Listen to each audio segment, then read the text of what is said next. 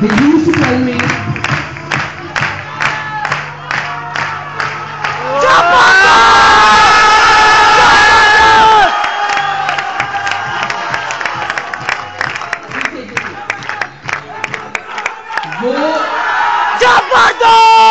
वो मुझे कहते थे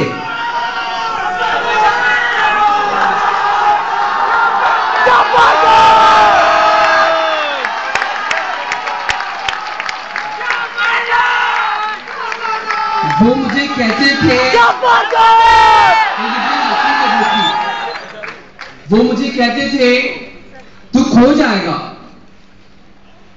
मैंने उनसे कहा मैं घर से निकल के तो देखूं। वो मुझसे कहते थे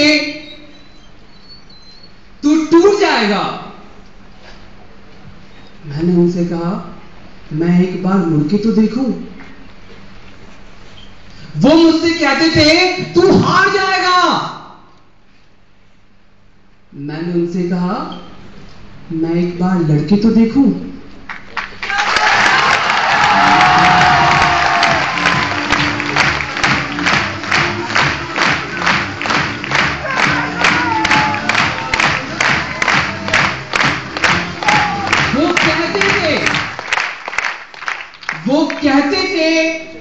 वो कहते ही रह गए and I'm standing in front of you.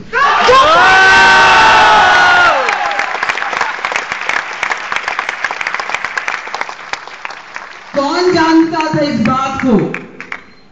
कौन जानता था इस बात को कि एक मछुआरे का बेटा जो घर घर जाके न्यूज़पेपर बेचा करता था,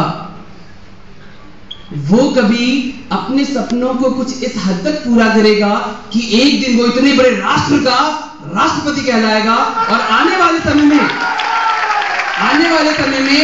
लोग उसे एपीजे अब्दुल कलाम के नाम से जानेंगे।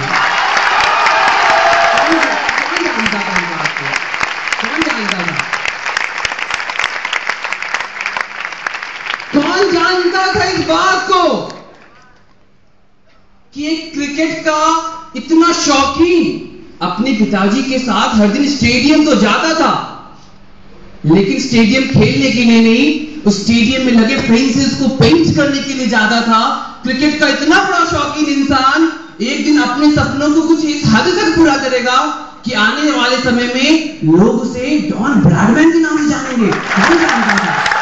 कौन जानता था इस बात को? कौन जानता था इस बात को? जो कि गली मोहल्लों में लकड़ी का एक टुकड़ा लेके घूमने वाला शख्स एक दिन अपने सपनों को कुछ इस हद तक पूरा करेगा कि आने वाले समय में एक देश का सबसे महत्वपूर्ण खिलाड़ी के रूप में सामने उभर कर नाम आएगा उस इंसान का छोटी सी उम्र में, और शख्स को हम सचिन तेंदुलकर के नाम से जानेंगे। कौन जानता था इस बात को कि एक पेट्रोल पंप पे पेट्रोल भरने वाला शख्स जो भी कभी बड़ी गाड़ी आती थी कहता था एक दिन इतनी बड़ी गाड़ी मेरी होगी। सपनों का मारा था बेचारा, वो कहता था कि एक दिन इतनी बड़ी गाड़ी मेरी होगी। कौन जानता था उस शख्स को आने वाले समय में लोग धीरूभाई अंबानी के नाम से जानेंगे। और कौन जानता था कि उसके दो बेटे आज मिलकर दुनिया के सबसे अमीर इंसानों में उनकी गिनती होगी। कौन जानता था इस बात को?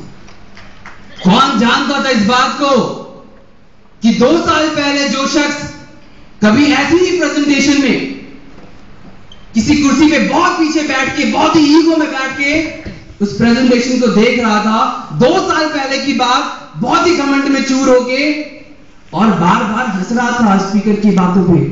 कौन जानता था इस बात को कि आने वाले 2 सालों के बाद वो शख्स जो कहीं उस कॉर्नर में उस कुर्सी पे बैठा था, आने वाले 2 साल के बाद वो शख्स सामने स्टेज पे खड़ा होगा, उसे रघु टेकनवाल के नाम